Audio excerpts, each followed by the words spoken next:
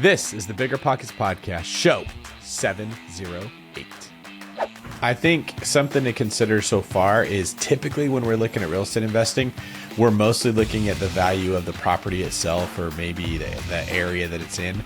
This isn't going to be the most accurate way for you to approach it. You're mostly just looking at revenue. This is almost like buying a business, because if you're looking at having glamping or yurts, like the improvements on the property aren't going to be as big of a piece of the puzzle. So I'm just kind of reminding Rob and I that as we're giving you advice, we need to keep this in mind, that you're not going to have some of the traditional safety nets of the business didn't work that well, but the real estate did well. The land improved in price, right? What's going on, everyone? This is David Greene, your host of the BiggerPockets Podcast, here today with my lovely, beautiful, and talented co-host, Rob Abasolo. Bet you weren't expecting that, but it's still true. Today, we have a unique show that I think you guys are going to love. If you were at BPCon 22 in San Diego, we announced that we were going to be having a contest where we were going to select several people to be mentored by both Rob and I in accomplishing their real estate goals. Well, today is the day. It is the first episode where we're going to be introducing you to the winners that were selected, getting to know them better, and helping figure out the progress they should be making. In today's show, we get into their goals, the plans, and the actions they should be taking in that order, which is ways that Rob and I help determine what our most important next step should be. And this was a lot of fun. Rob, what did you think about today's show? Oh, it was great. They all remind me of a young me. You know what I mean? No, I'm just kidding. They're all probably older and more accomplished than me, but it's really great. I think it's really nice to go back to the drawing board for some people. And what's really nice is I wish I had this. I wish I had someone teaching me all this stuff when I was younger, because I just didn't really know. There's so much information out there. And I think one of the things that we were able to accomplish with our 3 new mentees is we're just kind of like helping them cut through the information and really help fine tune what direction they should be going in. Sometimes I think personally in real estate, it's not necessarily about like researching and knowing all the information. Most of the time, you probably know all the information that you need to know, but you need to really start slicing through that information and figure out what information you actually need to execute quickly. Too much information sometimes leads to analysis paralysis. So I'm excited to hop into their journey, ask questions, poke holes in their plans, and push them along to hopefully become what you kind of dubbed at the end of the episode, future millionaires, if they're not already. Absolutely. And we also want to welcome everybody into the brand new year. This is an exciting time full of possibilities and renewed focus, which we hope lasts for longer than 7 days, which is what it usually does until people fall back into their old patterns. For today's quick tip, I'd like to remind you, ask yourself the question, what can you get done in the next 90 days? It is so incredibly important that you start the year off on a good track, building momentum and building habits that will sustain you for the entire year. This is why we do our goal setting episode, because it's important that you sit down and write out your goals. Once you've got your goals, you need to come up with the plan that you're going to use to achieve them, and then focus on taking the action that is needed. We're here to help you with that. So throughout the year, we're going to be going back to these people and asking questions that keep you on the same path. What can you get done in the next 90 days to set the right habits in place? Rob, you're smiling at me. Why are you smiling like that? Because I was just thinking, what if every time you gave the quick tip in your Batman voice, you just gave a tip about like watching Batman movies? You're like, watch out specifically for this scene. There's this Easter egg here. And then we just never address like why you always give Batman tips. You just had that thought running through your head the whole quick tip. That would be a lot better than what I said, wouldn't it? Well, it's like that. I was talking about, you remember that thumbnail where they switched our hair or whatever? And I was saying like, it'd be very funny if we switched the thumbnail to actually be that, but we never addressed it. We never talked about it. That's just the thumbnail of BiggerPockets. And no one knew why. No one knows why. I think it'd be funny. That would be very funny. So your Batman quick tip would be, in the scene with Bruce Wayne and Catwoman, there's a part where she disappears on him and he says, "So that's how that feels." Ask yourself, in what way are you needing a taste of the medicine that you give other people so you can have a deeper understanding of why you are the way you are? Batman quick tip here is that Christopher Nolan directed Batman, and if you want more of his amazing catalog, also directed Interstellar. Be sure to check that out on demand. Are you inter-serious right now? All right, let's get to today's first mentee. Philip Hernandez, we met you for the first time a couple days ago, and now we are here in person diving into your plans to build a real estate empire. How are you today? I'm feeling good. Thank you so much for this opportunity. I'm stoked. Yeah, for sure, man. Your background looks fantastic, by the way. It looks like right out of a Pinterest page. I wish I could take credit for this. This is my fiance's, where she has therapy. She does therapy. She's a therapist. It feels very therapeutic. I feel very at ease now. Yeah. Well, awesome. Well, so to recap, Philip, I'm really excited to jump into your story here. You're from California. You own properties in LA and Cleveland. Yeah. You're looking into getting into multifamily and maybe glamp site opportunities. And then, if I remember correctly, you also raised about $200,000 towards your next real estate investments, a la Amy Majuri's mastermind, which is really great. Yeah. And you're also a high school teacher of Espanol. Yes, sir. That's a good overview. Yeah. And also, if I remember correctly, whenever David asked you how committed you were on a scale of 0 to 10, 10 being like you're going to knock on doors to get into that next deal, you put yourself at a 9.78 and you said, I may actually be willing to go knock on doors if I have to. Yeah, I mean, I'm super committed. I've been teaching for 14 years and I've been feeling like it's been such an incredible opportunity to teach, but that I'm ready to transition out of teaching. And that's super terrifying. And even just telling that to my fiance and my friends and family was something I never thought I'd say, but I'm ready to do what I have to do to be in control of my life, really. Yeah. Excited for you, man. Well, we're going to jump into what we're calling your GPA. Actually, which is relevant to the fact that you're a teacher here, but it's your goal, your plan in action. Okay. So if you were explaining your goal for the next 90 days to your students, what would you say your goal is? Yeah. So my goal is to close on a property for a retreat center. So that's something that my fiance and I, we've been looking at properties for the last 6 months. We had some property under contract. We had land under contract. We got so far as having $500K in soft commitments for building out the land and doing glamping village and retreat center. And yeah, I just learned some things about the land that we had under contract that was like, okay, this is not the right land. And we've been looking for other properties since then. We have a property that we're in negotiations for right now, 20 acres in a couple hours outside of LA. And yeah, that's something that I know that, I'm fired up to keep working on and to make it reality. Cool. All right. So I want to refine the goal just a little bit here because I know you said you want to start like a retreat center. Yeah. You also mentioned a glamping village. So just so I'm clear, your retreat center is going to be a glamping village, correct? Yeah. So I've had a lot of time in meditation communities and different communities doing like retreats, like week-long retreats. And that has been a huge positive thing for my own life and progression. A space where people could come and we could support teachers of meditation that want to rent that space. We could support people that want to come for a week-long stay. That's definitely something that is a priority for us. Awesome. And so that I'm just really kind of zeroing in here, do you have an idea or a goal for an amount of units that you want to launch with? Like in your ideal mind, phase one, let's focus on phase one of this. How many units or what does that actual retreat village look like? Yeah, so phase one is something that could host a group of at least 20 people. So 20 or so.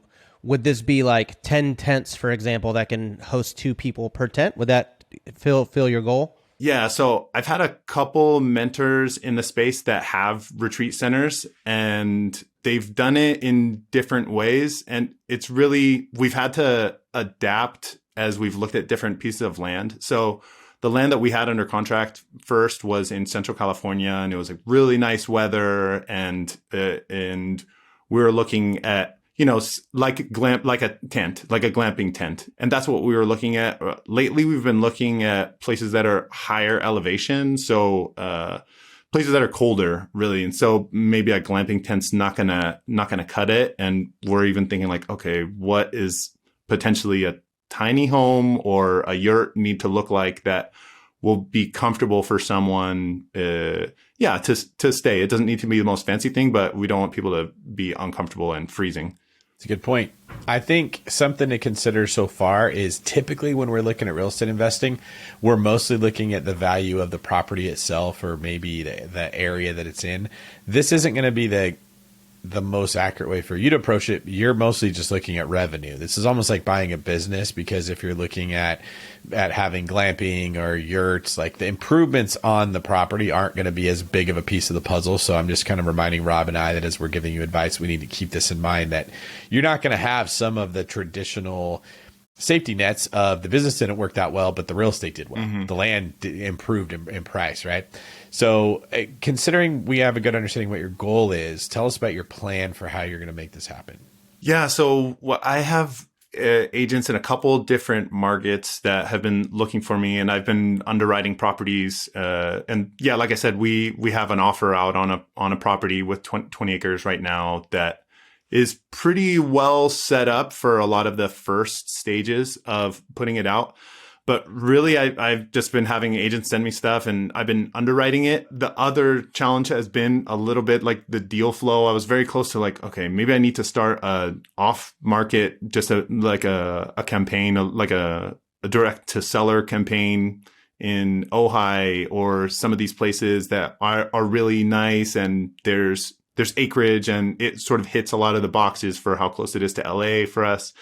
But I've never done a direct mail campaign. I haven't done a ton. I've done some direct to seller stuff, but I haven't done a ton. So I was like, okay, am I just going to waste like $4,000 on a direct mail campaign when I don't really know what I'm going to do with a lot of the properties if they don't fit my criteria? Okay. Well, let me ask you this. I mean, have you considered, because as much as I love the idea of taking raw land and transforming it into this vision, as someone who has done this and is doing this now, about 99% of the time, that actually ends up being a lot harder than if you could just find an existing campsite or RV park or anything that's in that wheelhouse and converting it into what you want. So have you considered just the notion of taking a campsite that might be a little more dilapidated and investing money into rehabbing it to be a little bit closer to your vision? Yeah, I'm totally about that. Really, I would say the problem has been the deal flow. Like I haven't been able, I'm just not seeing stuff that's a built out campsite that's within 2 hours of LA that fits our criteria as far as like what our purchase price is, what our numbers are. And, but maybe I just don't know where to look in the right way. Like maybe I'm just not looking in the right way. Yeah. I think one of the hard parts is that you're in LA and you're trying to stick close to LA in a area that is notoriously one of the most expensive real estate markets in the country. So I wanted to just ask you, why are you married to the 2 hour away from LA location versus executing this somewhere else in California or in maybe neighboring states? Yeah, I think ultimately the goal is not just to have one site or one place, but I am very cognizant of the fact that like I have never managed or I don't have the little details of the operations for running a site like this. So jumping into, I'm going to outsource all of the operations. I'm going to outsource all the management, or that I even know the numbers that I need to put in my underwriting to do that responsibly. I'm not so confident in that. And I feel like having I do have a very strong community in Los Angeles that is able to support, and some people that are even running centers like this, offerings like this, that are down to support within the distance of LA. Didn't you just interview someone on the podcast that sells lots, or that they have some kind of business model around exactly this wheelhouse? Yes, we did, and that's exactly what I was thinking of. We're on the same wavelength there, Robbie. So, Philip, there's a website, I believe it's discountlots.com, where we interviewed the two founders. And what they do is they put together wholesaling campaigns like what you were talking about. They talk to the owners of land. They buy the land from them at discounted prices.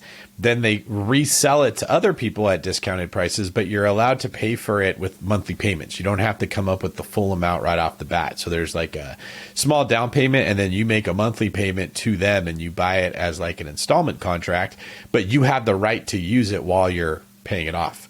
So you could probably go to that website, talk to those guys, and see what they have available throughout California. And if the land is cheap enough, a lot of these deals will probably pencil out because you're not having to come out of pocket with nearly as much, and you might not even have to raise the money from the investors.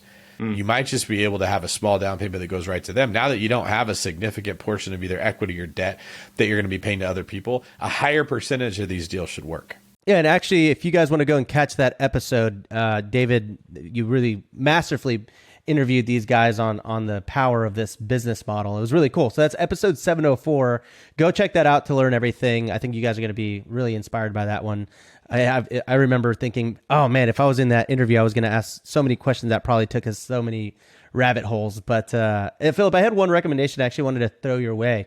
Yeah. So there are realtors that specialize in every type of asset class, right? So there are realtors that will specialize in single family acquisitions. There are realtors that specialize in multifamily. And I actually didn't realize this until a couple of months ago, but there are also realtors that specialize in campgrounds. Someone brought me a deal for a $4 million campground in Salisaw, and they gave me the information of the realtor/broker that was working that deal. And I struck up a conversation with this realtor, and she was really, really, really nice. And turns out that she's so good at campground sales, and she used to actually manage campgrounds, that she is, I want to say, like either the official or the unofficial realtor for like a lot of the KOA campsites in the country. And so whenever a deal comes available, they just send it her way. And a lot of times it may never even hit the market because she's got like a list of people that she just sends it out to. So what I was going to say is you should try to see if you can find a realtor that might specialize in campgrounds or in RV parks or something in this world that might be able to feed you some of these deal flows, because a lot of this isn't necessarily what you know, it's who you know, right? So if you can connect with the right realtor, they might be able to feed you some of these leads that you're not able to find on your own. Yeah, I think that's great advice. I mean, this has been finding the like realtor that knows a lot about land development has been really challenging. We've had some really great help from a realtor in Central California, but it was also, she was learning, she's learning with us, and yeah, that became a little challenging when some of the land development stuff came up. All right. So now we're going to move into you taking action based on what we've said so far and what you've been thinking, all kind of coming together. What's your most important next step, and what's the timeline that you'd like to have it done by? Yeah, I definitely going to discountlots.com. That seems pretty easy. I can just Google search that and having a conversation with them. And I guess where do I find the realtors that specialize in the campgrounds? Well, I think, an important next step on that is you call different realtors that you would find different pieces of land, or let's say you could even go to LoopNet, for example, and find a campground. You would find the broker or the agent that is listing that property and ask for a contact. Or you can take the advice that David gave me one time when I was looking for a short-term realtor in Arizona. David told me to call the top brokerage in the city and ask for the top dog that knows everything about short-term rentals. And so I called and I was like, you listen here, bub. David Greene told me to ask for the top dog. So they actually gave me the contact of the realtor that we ended up using, who was super knowledgeable in short-term rentals in Scottsdale. That was super valuable for us in that process. So I think you might be able to do the same thing. Call a broker and really hammer them for a contact that actually knows that world. And you might have to make phone call after phone call after phone call, but eventually I think you'll make a little bit of progress there. Cool. Thank you. I would also listen to episode 704 and get the names of the gentlemen, find them on social media, and actually say, I'm looking for something like this. Do you have anything in your pipeline, or can you look for something for it? This is what I could pay, or this is what I'm hoping it would do. Like, they might have some properties they've come across that they didn't actually put into contract, but if they know that there's an end buyer for it, they can go back to those people and say, look, we can pay you this much money for the land, and if you like the price, you might be able to get something that's not in their current inventory. Yeah, and fun fact about them, they were actually some of my Glamp Camp students, my program on glamping. So you might even just be able to pick their brain. You might be able to say, hey, I talked to Rob and David. They said to reach out to you. I know that you're in the glamping space and you sell land. Here's the situation I'm with. Do you have any contacts that might make this a much easier journey for me? And you can sort of use this, this conversation right here to maybe strike up a relationship and propel you even further, right? Obviously, that's not going to be sustainable for every single one of you, but in this particular instance, that's a really great example of using your network to basically make your daily goals happen. Sounds good. I'm down. All right. Thank you very much, Philip. We'll be in touch. Yeah, and just as a larger tip for everyone at home, I do want to say, there are so many like-minded people everywhere that want exactly what you want. You just have to find them, right? I think a very easy way to do that, you can go to the BiggerPockets forums, for example, and you could, if you're trying to build a glamp site, or if you're trying to get into a multifamily property, or if you want to learn about partnerships, you can go and ask that question. You can go onto the forum, say, hey, here's what I'm dealing with. I'm in this city. I'm trying to achieve this goal. Is there anyone here that can connect with me? Hop on the phone, meet up for coffee. I'd love to learn from you. Or you can just ask for it in the forum.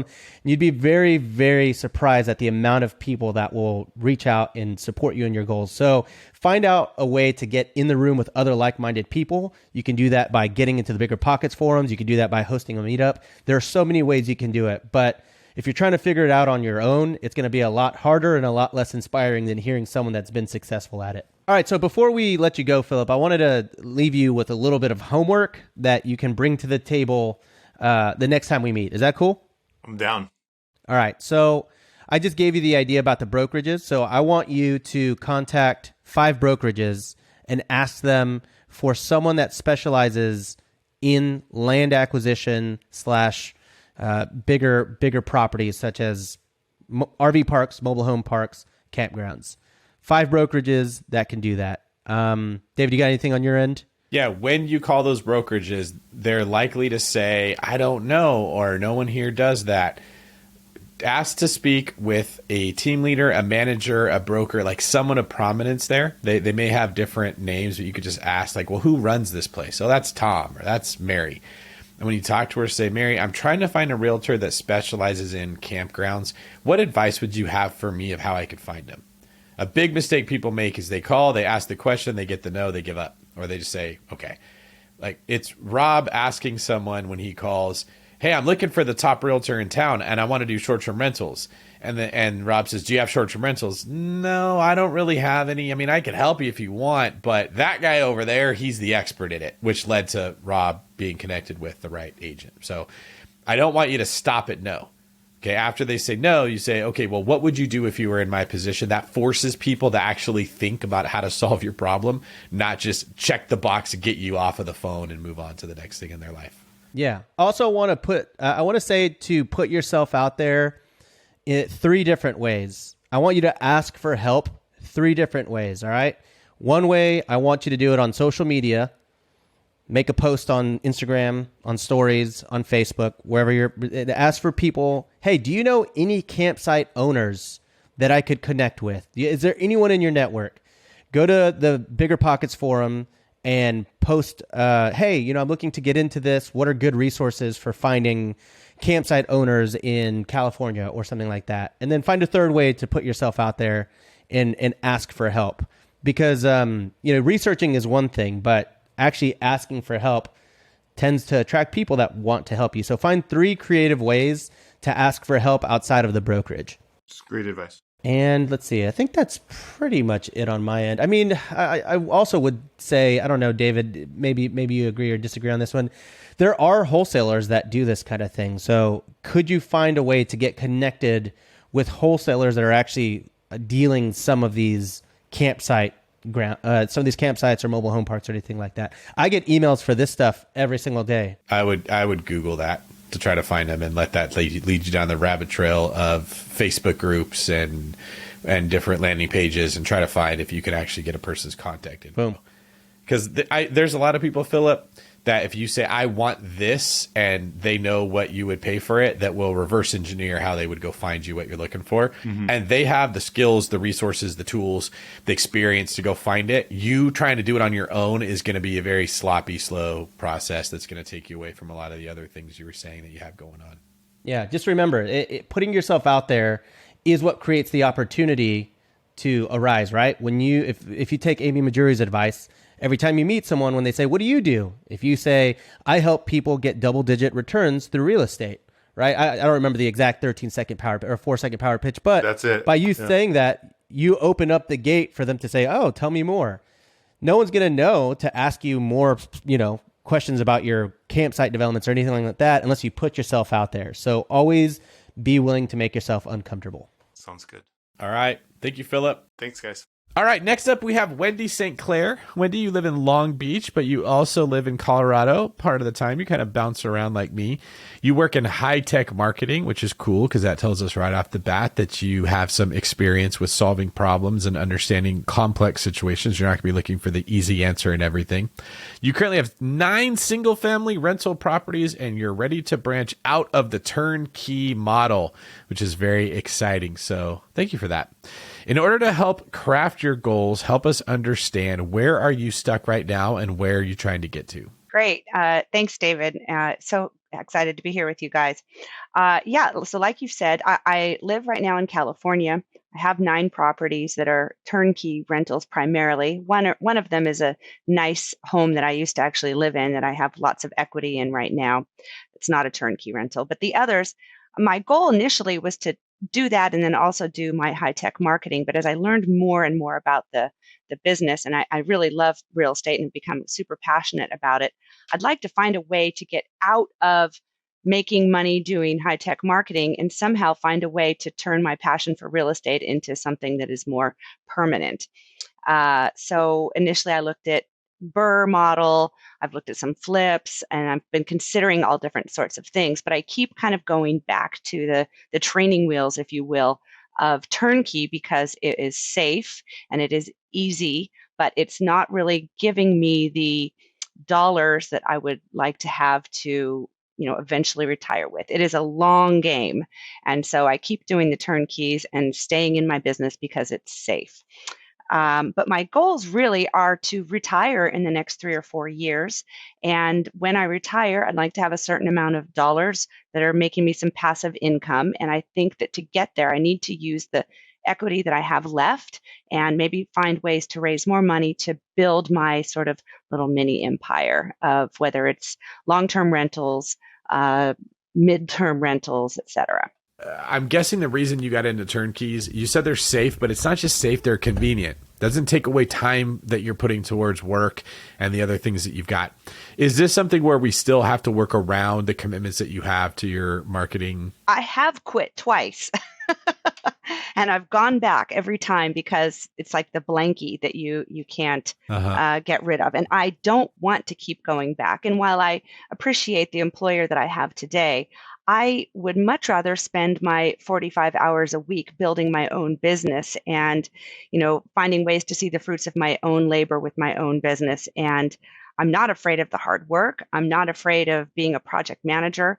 I'm not afraid of doing all of the things. I just haven't found the right path. And so part of my goal was, and really why I was interested in this mentor program-ish, is to find a way to network more effectively with people, find someone that I could saddle up next to, be a big help to them in their business and learn and just have someone to bounce more ideas off of. I think one of the biggest fears I have is that I'm just doing this all by myself. I'm divorced now. When I was married, we did some things, but it's just a different world when it's all the decisions are on you. And I always fear that I'm not making the right choice. Yeah, I understand that. I mean, you have 9 properties, so we know that you at least have the ability to get to 9, which is a lot of people work their whole life to get to 9. So this is like the good news. I think I want to understand a little bit more about, are you willing or are you able to put more work into those 9 units to make them cash flow more, or are we trying to just leave those as is and then get into new stuff? They're all fairly new to me, and they were all renovated when I purchased them. So I think they've got about a 2 to 3 year window where they've just got to sit and earn a little bit of equity. And they're not in particularly fabulous neighborhoods for the most part. 3 of them are in or in Indiana, northern Indiana. 4 of them are in Baltimore that are brand new to me. And 2 of them, those aren't even rented yet. So I've got the property managers just getting those going. The one that I have is kind of my crown jewel is my home in Colorado that I used to live in. And so one of the things I'm actually thinking about is moving back into that house next year and maybe using that as a house hack.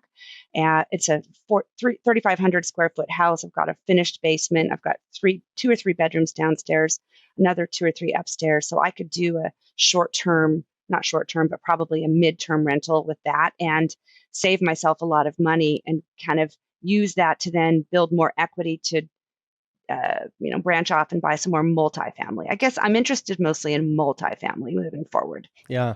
And from I guess like ability standpoint or like a capital standpoint, do you have capital? Like what are you working with to actually get to that next property, or is that the difficult part right now? Well, if I had to scrounge it together today, I probably have $50,000 right now, and that's it that I could invest in something additional. There is some equity in the other properties, but the main equity is in my house in Colorado, which I think I owe $230,000 on. It's worth $800 today. So that money is just sitting there. And so that's one of the other reasons I thought about moving back into that and finding a way to get a HELOC on that property. I'm at 3% interest or something on that loan, so I don't really want to exchange the loan, but maybe a HELOC would be a good idea. Okay, good to know. Well, Dave, unless you have any other questions about the goals, I think we could get into the plan here and maybe start kind of putting together some steps. So let's assume you've got another job, you're making money, you've built your 50 grand up into 125, and now you're trying to figure out where do I want to invest. First question I want to ask you, how did you end up falling into this turnkey purgatory? What was appealing to you about that niche? It started with a phone call to one of the providers, and the person that I was talking to on the phone probably did a good job of saying, look, we've got providers all over the country, and they do a good job, and you can put your 20% down and you can make this percentage back. And I've done all my research on the numbers, and I'm not upside down on them right now, but it's maybe $100 to $200 a month per door is what I'm bringing in after all is said and done. And some of them have a $3,000 eviction, and some of them have a tree that was $1,800. That's what I mean by purgatory. Yeah. You can't ever get out of it. You're just on this treadmill. So this year I sold a house in California that I had bought for $400,000 and I sold it for $700,000. And this was going to be my exit out of turnkey. And so I went to Savannah because I was very highly interested in Savannah. And I felt like I had my big girl panties on, and I had a realtor, and we went and we toured Savannah and we looked at all these properties, and I started making bids. I made offers on 3 or 4 or 5 different houses. They were duplexes. There was a duplex. There was a quad. I was so excited. I was going to make it. I was going to get out of turnkey. And I was going through a 1031 exchange, and all happened very fast, right? So I make these offers on these houses in Savannah, and I come back and they do the inspection, and it turns out that what I thought was a duplex wasn't even a duplex. It was a single family house that some guy had, the heating and air conditioning wasn't separate. There was no separate things. They weren't quads. They were in single family neighborhoods, but they weren't zoned as duplexes or quads. And so in the end, the value wasn't going to come back to me in a quad or duplex way, and the foundations were upside down. So that's when I realized I've gotten over my skis. So it felt safer to go back to turnkey. I hear you. Yeah, and I had 45 days. And so next thing you know, I owned 4 houses in Baltimore. And now I'm like, I did not want to buy 4 houses in Baltimore. That makes total sense. That is the 1031 backdoor trap that has sucked many of us into a similar situation. Okay. So now you're not in that position. You can take your time. You can figure out what your next step is. So as far as your most important next step to determine you got like a dual-headed approach here. On one hand, what type of industry do you want to get into to work in? And on the other hand, what type of assets do you want to buy? I'd like you to give me a most important next step for both of those directions. Okay. So if I were to pick an industry that I work in, it would probably that I could still make money. Best case scenario, it is location independent. And I'm not saying I want to go live in Portugal. I'm saying I cannot decide if I want to spend my time in California or Colorado or Florida or Atlanta today. So that's why realtor has always been out. It's because I need it to be sort of available. What was the second part of the question? I'm sorry. How do you want to figure out what type of assets you want to be learning more about and pursuing? What type of assets? I think I would like to do more multifamily. Small multifamily is fine. Actually, up to 10 is probably fine for me, if that's what you're referring to. I did have a 10-plex at one point in time when I was married. We were able to manage that pretty effectively. So, and then house hacking is a possibility for me. So I need you to tell me what you're going to do when we get off this call to go look into if you think your first step should be house hacking, if you want to get right into a duplex. I love if you say house hacking is a possibility because that 50K is now a pretty solid number. You're not facing a lot of challenges. You don't have to put the HELOC on the house. You're not forced to move to Colorado. So if that resonates with you, I want you to come back and say, I'm going to figure out what neighborhood I'm going to invest in. I'm going to figure out how many bedrooms it has to have. I'm going to figure out if I'm going to do a multifamily or a single family. I need you to be looking into those questions and get a little bit of clarity on what type of asset you're open to house hacking. Okay. Well, initially the house hacking thought was the house in Colorado that I could house hack that. Use it as an excuse to move back in and get a HELOC on it. But because right now, so I'm literally sitting on $600,000 in equity. I'm probably never going to sell that place, but I've got a very solid tenant in there and I make a few $100 on it every month, but it's not, I feel like that equity is just sitting there. Yeah. Your return on equity is not very strong. So you could do that, but you're going to get this equity out. You still got to go spend it on something. Is that where you're going, Rob? Well, I was going to ask, why do you have to move in to get the equity? Those aren't connected. Because it's hard to get a HELOC on an investment property. Yeah. That's why. It's much easier to get on a primary residence. But you bought it as a primary residence, no? Yeah, but I think I quit claim or quit claim deed it to my LLC a few years back. Even if you didn't, the bank would check to make sure you live there. They'd want to see some kind of utility statement or something. Okay. But I guess what I'm saying, Wendy, even if you can pull $600,000 out of it or $400,000 out of it, you have to invest that into something else. So I need you to have some clarity on what you're going to go invest into so that we can narrow down what those options look like and come up with a nice, clear target. Okay. And as far as what industry you want to work in, you said you wanted to be location independent. Top two things that come to my mind would be property management and being a loan officer. Definitely. Yeah.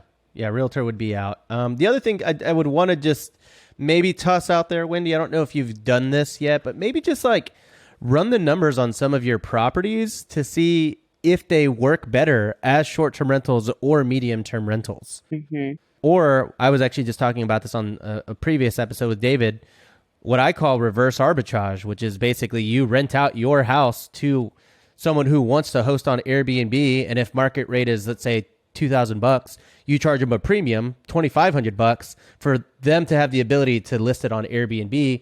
So that gets you out of having to actually do any of the stuff involved with Airbnb, but you actually make more money on the cash flow. I don't think any of my Indiana ones would be good ones for that, but maybe Baltimore, but it's a sketchy neighborhood sometimes. Okay. But I will look into that. It's a good idea. Okay, so we'll just leave you here with some homework, Wendy. Homework is run numbers as short-term rentals, medium-term rentals, maybe contact a couple of medical agency or medical staffing agencies, see if they have clients that they're looking to place, you know, what stipends they might provide for those clients if they were going to place them in your home as a medium-term rental. And then second piece of the homework on top of that is to just go down the content rabbit hole of the three creators in, let's say, property management and what was the other one? Oh, and being a loan officer, and do a little bit of research to see if any of those lifestyles would fit you. And Wendy, I'll even send you a calculator that might help you comp out your properties just to see how it all lines up. All right. Awesome. That's great. Thanks. Okay. Third up, his name is Danny Zabata, and I wanted to just run us through the background here. So, software engineer by day, he's a dad. owns small multifamilies in the Sacramento area, 2 duplexes, a 4 and a 6-plex, and he's just looking for that next bigger step. Did I encapsulate all of that correctly, Danny? That was pretty good, except it's actually Zapata, so slight correction there. But Zapata. Yes, sir. Like Emiliano Zapata. Exactly. Yeah. I was in high school. One of my history teachers used to call me Shoes, which luckily didn't stick past that. All right, so we got Danny Shoes here on the BiggerPockets podcast. So let's jump into your goals here, man. Can you tell us what your why is? Yeah. So for me, my biggest why is time. As the late great Tony Stark once said, no amount of money ever bought a second of time. But I disagree with that because I feel like if you have that money and you have that life set up where you're not an employee, you're on the other side of the cash flow quadrant where you're a business owner, you're an investor, then time is all your own. And that, for me, that's the most important thing. I've had a lot of loss over the last few years, and just really impressed on me how important time is. I have an 11-year-old daughter, and I absolutely want to spend more time with her, my friends and family, doing good for the community. And, I want to be there and just kind of be able to free up and make it my choice what I do with my time. That's pretty awesome. Okay. So if you had all your time back, what do you think you'd spend it doing? Do you know that yet? Primarily is family, kind of spending time with family. I've gotten, over the pandemic, I've gotten really good gratification from doing charitable giving. And I feel like that's something that really, feels good to me and something that I want to continue. I work in high tech, and I have, there's a real estate investor group, and I really get a lot of joy of bringing folks along with me. And when they see what I'm doing, I kind of document my journey there. They come to me and say, hey, how can I help? Can I get your opinion on these things? And I really enjoy doing that kind of stuff and bringing people along with me and making them successful. Yeah. Are you the kind of person that because I find, this is the ultimate entrepreneurial conundrum, and it comes down to what kind of entrepreneur you are. But the more successful I become and the more I hit my goals towards getting my quote unquote time back, the more that happens, the less time I actually give myself, because I'm like, oh, it's working. I'm just going to keep doing this over and over and over again. How do you feel like you fall on that spectrum? Do you feel like if you were actually successful with all of this stuff, are you the kind of person that would actually disconnect and go spend that time with your family? Or would that always be a struggle being split between family and business? I'm just curious here. Yeah, no, it's a great point. At first, I feel like that would be a great problem to have, and to even have that choice, I think would be amazing. So getting there. But, I'm fairly driven. I've worked at startups, and, I really like the high tech world. So it's not something that I need to jump right out of immediately, but I want it to be my choice. Okay. I think with time, I feel like I can carve out some time. I've got enough hobbies in the back burner over the years that I've touched upon, and different things that I can find ways to fill it and be fulfilled. All right. What about the stuff because we always look at time. I think everyone is aware of time they're spending on something. I don't think we look enough at energy. This is something that as I've gotten a little bit older, I think about a lot. I was just having a long talk with my best friend and COO, Kyle Ranke, about we don't ever feel like we're working if it's fun stuff. If it feels light, if you're excited, if you're passionate about it, it's not work, right? So no one cares about what they're spending time on when they love what they're doing. It's time spent doing crap we hate that we're actually trying to get rid of, right? So what are the elements of real estate investing so far that you are interested in, that you have fun doing? If you could do that for the majority of your day, you'd be happy and excited. Yeah, it's a great question. For me, when I started, I spent a lot of time driving around Sacramento, kind of looking at properties and looking at the potential. I thought that was really cool. I've listened to you a lot, David, over the years, and thinking about how you can take one property, which may not work for most people, and you can transform it by adding rooms or moving walls and doing really interesting creative stuff. So for me, I think that's probably the most fun of it. I do, all of my projects have been value add. So kind of from buying stuff that's beaten down to, bringing it up and repositioning it as something successful. I think it's really satisfying. But I think if I had to narrow it down, I think it'd be that portion of it. So small multifamily or residential single family that is converted into multifamily use are the kind of things that you would have the most fun doing. Yeah, just even just transforming anything, like making it, more than what it was intended to be. So as far as a plan for how you're going to get there, tell us what you've thought of so far. Yeah, so I'll give you a little background first. My last project was a sixplex that I bought in Sacramento in 2020.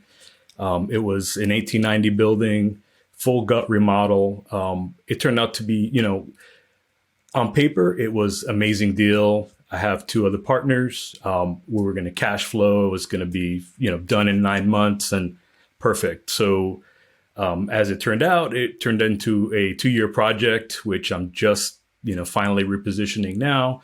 And it was a slog. And I recognize that I probably got some burnout from that. And my team got got burned out from that. So now I think it's the right time to go and kind of take all the lessons learned, do a retrospective on that project, and make sure that we don't repeat the same mistakes as I look to scale larger. So I see a lot of value in scaling larger. And I think I want to take what I learned and apply it. And so I think the first thing would be to kind of get that resync, that retrospective. I already recognize there are a couple of parts of my team where they're not as good as they should be. In particular, the contractor who we won't be using again for a large project. And I want to make sure that, referencing your book, your long distance book, the core 4, I want to make sure they're solid, plus a few other players around that. Cool. And just, I might have missed this. What that project, you said you had a little bit of burnout. Is it done yet? Is it sold? Is it being rented? Where is that project currently? Yeah. So we just filled the last unit, the 6th unit of that. Right. So we refinanced, but did not get all our money out. But, we've got enough out that we feel okay. And we're good to hold it for a couple of years before rethinking about, kind of pulling more money out. So it's a fairly steady state right now. Okay. And then is it cash flowing? Is it, I know you didn't get your money back out. No. Okay, cool. No, not at all. But it's right there flat, basically. Oh, okay. Okay, cool. And that'll be after you rent out the last, or you said you just filled a 6th unit in it? Okay, cool. Okay, nice. So what exactly are we working with to get started with here? Do you have capital to put towards your next project? Are we having to be pretty scrappy here? What is the actual financial state of Danny Shoes himself? Oh man, I can't believe that stuck.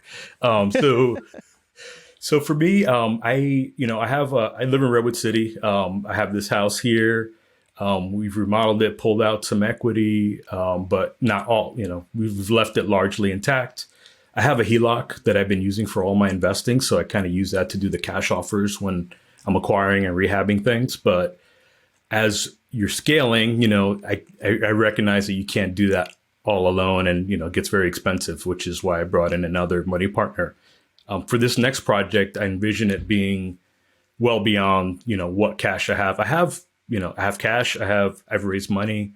I've had folks, because I talk about what I do with real estate, to everybody I meet, there's been a lot of interest over the years. Hey, let me know about this project or what your next thing is. And I've actually been able to get some private money that way. So the way I envision it is, if conceivably when this large project, I think the acquisition cost is going to be a little different versus where I had just done a cash offer. I think it'd probably be financed because it's going to be too much, but funding the rehab part of it shouldn't be an issue. So that's kind of roughly how I'm looking to split it. Okay, cool. So we have access to capital. The question now is, it sounds like you've learned some valuable lessons from your last flip or your last kind of renovation burr. Is that what you want to do again? Is that what we're feeling? Or are you interested in other avenues in real estate as well? Yeah. I mean, Rob, listening to you on the podcast and your short-term rentals have been super interesting, but I'm trying my best to not get the shiny object syndrome, especially coming out of BPCon, where, you've got the midterms, you got the short terms, you got all these things coming at you. So for me, I think the value would be to take what I learned and keep applying it to a bigger and bigger projects. Okay. So I'm pretty good on getting something bigger in the same area to kind of leverage everything that I've done so far. Okay. So what would that look like? Are we talking like, can you give us like a purchase price, a unit price, like a budget to kind of nick away at here? I am good with going, double, triple, quadruple the size that I've done. I'm not quite the 10x, 10x comfortable yet, but I think taking almost Brandon Turner's kind of domino effect, 1.5 times bigger. So I want to at least have my next project be, over 10 units. I'm comfortable with 20 units, as long as the numbers work.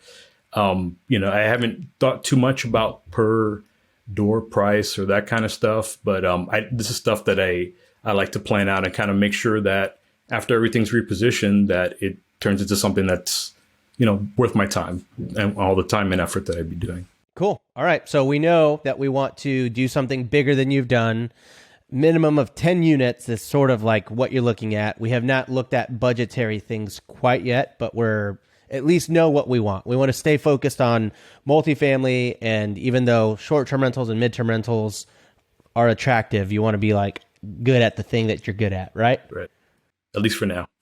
That's good. That's very, very like, I'm very envious of that discipline.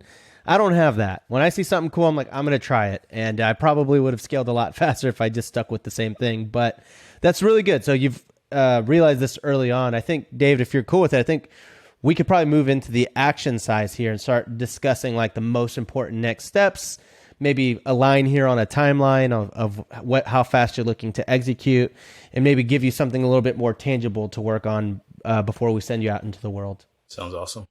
Yeah, so do you have anything planned for actions that you were thinking about taking yourself? So for me, actually, I was just talking to my wife about this earlier. I think I'm going to make a trip to Sacramento this weekend and reconnect with my broker or my agent. I do, I'd like a little bit of advice around that, because I have an agent who's a great guy. He's been in the area for 30 years, but he's really largely a single family. And I brought all the knowledge and kind of, digging into BiggerPockets and reading all the books. I'm the one that kind of, pushed it along in terms of this is the multifamily that works.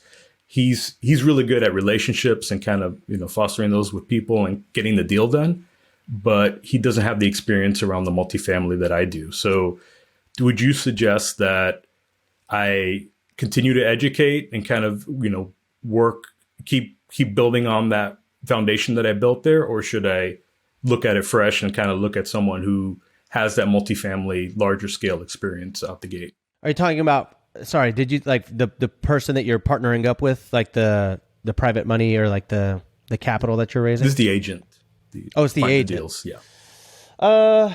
I used to be more flexible on working with agents that may not be exactly in your wheelhouse or at the exact same level of your education. I think right now in this economy, it behooves us to be extra conservative and lean into the people that know more than you. And it's actually really refreshing when realtors do know more than you, or at least can squabble with you, if you will, in the expertise that you bring to the table. I would agree. I don't know that you're going to find that in multifamily real estate, though. In general, you don't have buyer's agents in that space. You have majority of it as listing agents, and they're expecting you to understand how to come in. They're not looking to walk you through the deal as much as they're looking to vet you to make sure that you're the one that they want to sell to.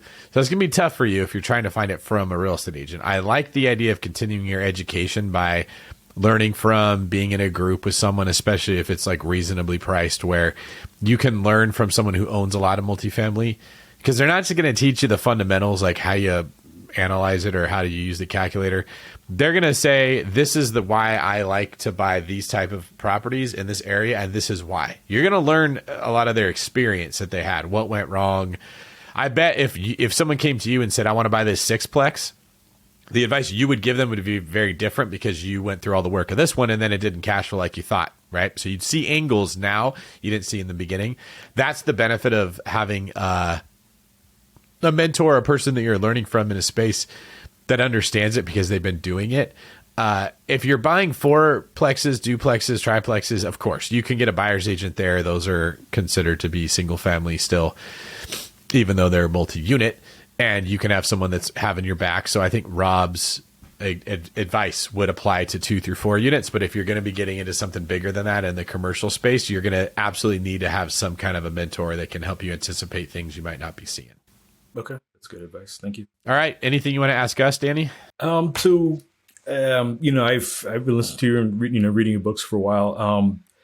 The biggest, I've gone through a few contractors already, which is, super common problem. I've read some tips around going to Home Depot at 6 a.m. and kind of finding that person. You famously say, rock stars know rock stars. So, kind of connect through there. Any other angles I should be thinking about around that? As far as how to get yourself around the right people? Yeah, around the contractors in particular. Well, it's easier to get a contractor now than it has been in the past. They're not as busy because the market's going down. And so you're probably more likely to get referrals from other investors about the people that they enjoy. Like, we're very protective of them. When the market's hot, it's hard to get them. But now that there's not as much stuff going on, people are going to be more likely to share who their contractor is that they really enjoyed. And that contractor is going to be more likely to give you prices that make a lot more sense. They're probably not going to start at that. So when they give you the bid, I'd be more aggressive at getting them to come down on the price for certain things, because no one's going to start at low, but they'd be willing to go low that they wouldn't have been in the last couple years. And so I would just try be getting around older investors that own more assets and that enjoy teaching and sharing stuff. They're the ones that are going to actually want to help versus the younger people who are in acquisition mode and see you as competition. They might actually probably give you bad advice to slow you down. Yeah, I think that's a general tip for everyone out there is, for the most part, yeah, people have been very close to the chest. I certainly have been very close to the chest with my vendor list, but since I'm not doing as much, I do genuinely want my vendors to win. And so I'm definitely a lot more open to sharing that kind of stuff with people in my network and stuff like that. So if there's anyone listening to this right now and you're looking for a contractor and you've asked someone before, I think if you go back and you ask them now, you might have a better chance of them actually imparting their vendor list. And if you're going to do that, offer some kind of value back to them, right? Like, no one likes to be the person that's always asking for advice but never giving something back. Say, hey, can you share a contractor with me? And also, hey, what can I help you with? Do you need something? I have my own list of people that I'd love to share with you as well. That way it's not quite so one-sided. I think the one-sided stuff is where people tend to get burnt out in the whole sharing resources world. Yeah, I haven't made any connections in Sacramento area around experienced investors. A lot of folks are fairly new and are actually reaching out to me. I do know some very experienced people in Southern California, but then that's kind of a different market. So I'm going to have to get a little more aggressive about finding these folks. Yeah. And I mean, honestly, one of the most important ways that I've actually found my contractors is through my realtors, right? So if you have options on who your realtor can be and you're trying to narrow down which realtor you want to use, ask them who's on their dream team. Hey, do you have a contractor or a plumber or a tile guy or whatever? Do you have any of these people that I can use for this project? And if you're interviewing 4 realtors, for example, chances are one of them will probably have the resources you need. So that's always been how I found my vendors, but that's just something to keep in mind as you start going down the rabbit hole of like which realtor you want to work with, because a firsthand recommendation is worth its weight in gold. All right, Danny, so we're going to send you off with a little bit of homework here. All right. So I think it sounds like contractors are going to be a need for you, right? So find 3 investors in your market that you might know or get in contact with and ask if they have a contract referral. 3 people. Interview the different realtors that you're talking to as well and ask them if they have a contractor. And then here's a little bit more of a tangible. You're going to have to work on this. Go find a neighborhood that is always just like getting remodeled, one of the most prosperous neighborhoods that's just totally being revitalized, and drive around for 30 minutes and look for those giant dumpsters in front of the house where the house is being remodeled, and then walk inside and ask to talk to the contractor for that property. I've also found a lot of my contractors that way. Actually, some of the best vendors I've ever worked for have been by walking to a house where there's a giant dumpster. I'm like, can I talk to the contractor, getting their info and actually having them quote out a job for me. All right. So it's going to be 3 different ways. 3 investors in your network, a realtor, actually boots on the ground at a construction site. That is awesome. I've never heard the dumpster technique before. Thank you. Yeah. It helps if you know Spanish, but if you don't, it's okay. It usually still works. I know a little bit. All right. My homework for you is I want you to get my email. We can get it after we get done here, or if you go to my Instagram page and you look at contact, it's in there. Email me. I'm going to connect you with Johnny, one of the agents on my team. We've had him on the podcast before. He's done a couple others. He's a real estate investor and one of my top agents. Very good at looking at things creatively, just like you do. You guys are probably going to have a 4-hour conversation, but please don't have a 4-hour conversation because I keep Johnny really busy. And I'm going to have him giving you some creative ideas of where you can find properties, how you can add value to them. I think when you're done talking to Johnny, your questions are going to be, how do I raise enough money to go do what I want to do with some Bay Area properties? Because he's in a similar area to you. He lives in San Jose, and he helps a lot with the South Bay stuff that I have, as well as other areas too. But you'll really enjoy that. And then I want you to look at what worked with Rob's homework and ask yourself how you could apply that to other things. So I heard you say, ooh, I never thought about doing something like that. Okay. Try to teach your brain to look for that same opportunity in other scenarios. That's how you find a contractor. Would that work for finding a real estate agent that knows the area well? Would that work for a subcontractor, not a general contractor? Because sometimes you can save a lot of money if you go right to the people that do the drywall, or they do the flooring, or they can do the exterior or the paint or whatever it is. You go to a general contractor, they're going to charge a lot more than if you could just find a very skilled handyman that can do a little bit of everything. And then you just avoid projects that need electrical work or extensive plumbing or any of the stuff that becomes very expensive. Awesome. Thank you. I appreciate the connection. Absolutely. All right, Danny. Go forth and prosper, my friend. Will do. All right. That was our first ever call with our coaching mentees who were selected after the announcement that we made at BPCon 22 in San Diego. That was pretty fun. Rob, what are you thinking?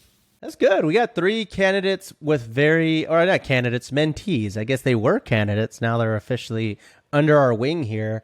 But they all have very different, I don't know, battles or things that they're going through. So I'm excited to work with it. So it should be fun. Should be a fun couple of months. Yes, and everybody's going to get to learn on the journey. So even if you were not chosen as a mentee, or you didn't even know that there was a contest going on, you're still going to win because we all get to follow along with what everybody's going through.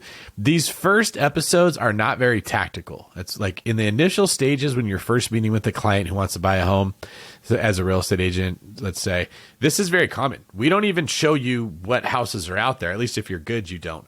We ask what your goals are. We ask what your fears are. We ask how much capital you have to work with. We get a feel for your life to know how much big of a project can you really take on, or what would work best for you, what would be exciting.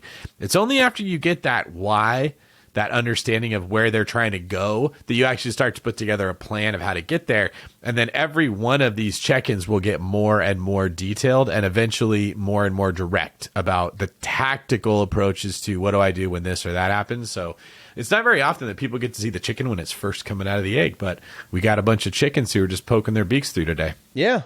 I think everybody's just so antsy always to say like, oh, I got to get started. How do I get into the first house? And it's like, there's a lot of strategy and philosophy that goes into actually doing that. So patience is actually the most important skill you need when you're first starting out, because you need to be able to patiently think through your strategy before going all in. Yep, absolutely. Well, great job as always, Rob. I'm glad to have you here with me on these. I'm excited to see what advice you give these fine folks as we lead them to future millionaire status. Actually, some of them could be millionaires right now. We didn't ask that, but suppose it doesn't matter. It just matters if they get to the goal that they have. All right, I'll get us out of here. This is David Greene for Rob. Will you be my mentor, Abasolo? Signing off. I'll always be your mentor, baby.